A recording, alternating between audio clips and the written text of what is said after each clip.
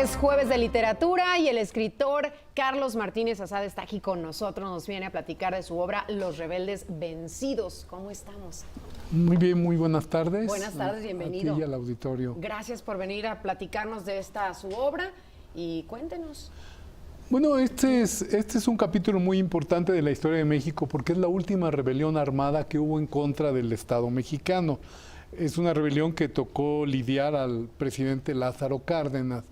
Y es una rebelión muy sui generis porque se presenta por varios frentes en un momento muy complicado para México, porque se está en vísperas de la Segunda Guerra Mundial y pues hay muchos intereses internacionales que se están moviendo en México, sobre todo por el petróleo, ¿verdad? El petróleo que ha sido fundamental, el petróleo mexicano, que incluso desde la Primera Guerra Mundial fue a Europa para apoyar a los ejércitos aliados.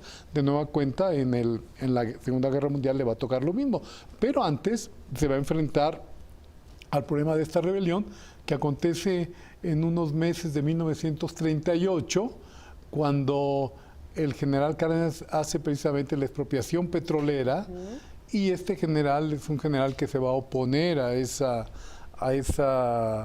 medida por considerarlo que puede traer consecuencias graves al país por el problema de la deuda, etcétera. Algo tenía de razón, porque sí era una deuda muy complicada, ¿no?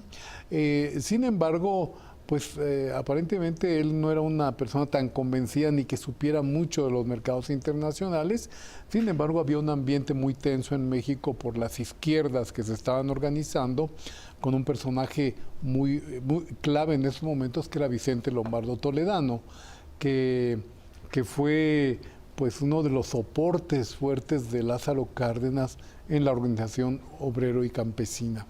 Y el libro, lo que tiene de interés también es que no es un libro solamente fundamentado en los archivos, aunque tiene mucho trabajo de archivo, sino que todavía pude entrevistar a varios de los sobrevivientes de esa rebelión, y eso es muy interesante, los testimonios de quienes lo acompañaron, incluso hasta el día de su muerte, en enero de 1939, que es liquidado por el ejército mexicano. Y bueno, tiene mucho de la guerrilla que conocimos muchos años después, de un militar muy convencido de su papel dentro del ejército, por más que el ejército no lo aprecia mucho, precisamente por haber sido un general rebelde que en pleno proceso de institucionalización del país, cuando ya existía el partido hegemónico, el PNR, y que justo en ese año también se convierte en partido de la Revolución Mexicana, como es una decisión de Cárdenas. Entonces tiene muchos atributos el hecho de que escuchamos la voz de los propios rebeldes, y además vienen muchos testimonios fotográficos, porque también en este ir y venir por San Luis Potosí, que es el lugar donde se aglutina la rebelión principalmente, pues también pude encontrar muchos archivos fotográficos, de tal manera que hay un archivo bastante importante sobre esta rebelión, sobre los hechos de este general. Y vale la pena conocerlo porque pues México tuvo episodios de violencia, pero no la violencia delincuencial que estamos viviendo en nuestros tiempos, ¿no? Más por otro tema de rebelión. Pues eran rebeliones por motivos ideológicos, políticos, pero no era de ir y matar al que se encontrara uno enfrente sin saber ni quién es, ¿verdad? Ahí lo que se trataba era de una lucha por principios, por diferencias políticas.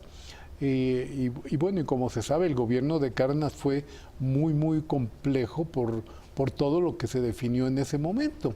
El momento también de la separación Iglesia-Estado, que le reclamaban a Cárdenas que no fuera un poco menos drástico que su antecedente. Ay, que yo siento que ahora vamos para calles. Atrás un poquito en ese tema. Bueno, entonces justamente Cárdenas se opuso tajantemente al acercamiento con la religión católica, insistía en que en que tenía que haber las diferencias áreas de influencias para la Iglesia y para el gobierno, para el Estado, con el principio bíblico aquel de a Dios lo que es de Dios y al César lo que es del César, e insistir en que tenía que haber la separación Iglesia-Estado.